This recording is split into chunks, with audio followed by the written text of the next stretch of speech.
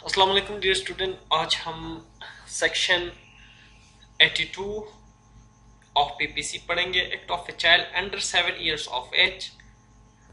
Nothing is an offence which is done by a child under 10 year of age। देखो ये amendment हुई है 2016 में। पहले जो था अंडर 7 year of age था, अभी इसको बढ़ा दिया गया है, अंडर 10 किया गया है।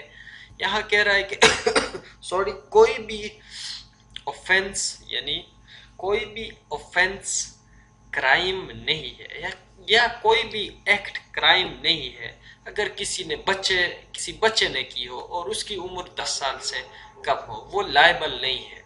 हाँ, अगर यहाँ एक चीज रखी गई है, अगर किसी ने इस बच्चे को इस्तेमाल किया हो तो वो बच्चा नहीं, बल्कि किसी जिस बंदे ने इस बच्चे को इस्तेमाल की हो वो वो उस एक्ट का पूरा के पूरा जिम्मेदार होगा।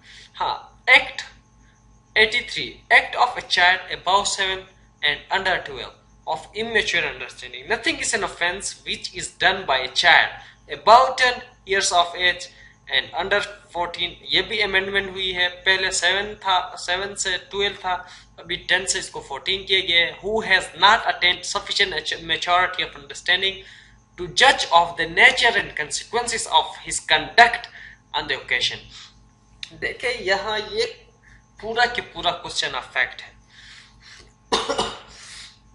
यहाँ उस केस की नौयत को देखा जाएगा, उसके यानी जिस आले से उन्होंने वो क्राइम किया हो उसको देखा जाएगा, और यहाँ उसकी अंडरस्टैंडिंग पावर को देखा जाएगा, और उसकी सफिशिएंट नॉलेज को देखा जाएगा, और क्या और देखा जाए कि आया ये बंदा जो अंडर 10 और 14 है ये जानता था इस केस के कंसिक्वेंसेस। हाँ, यहाँ एक एक्सेप्शन है।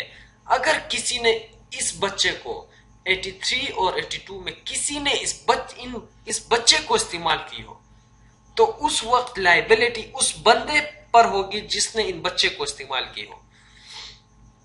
तो ये टोटली क्वेश्चन ऑफ फैक्ट है कि आया ये बच्चा सफिशिएंट मैच्योर है या नहीं।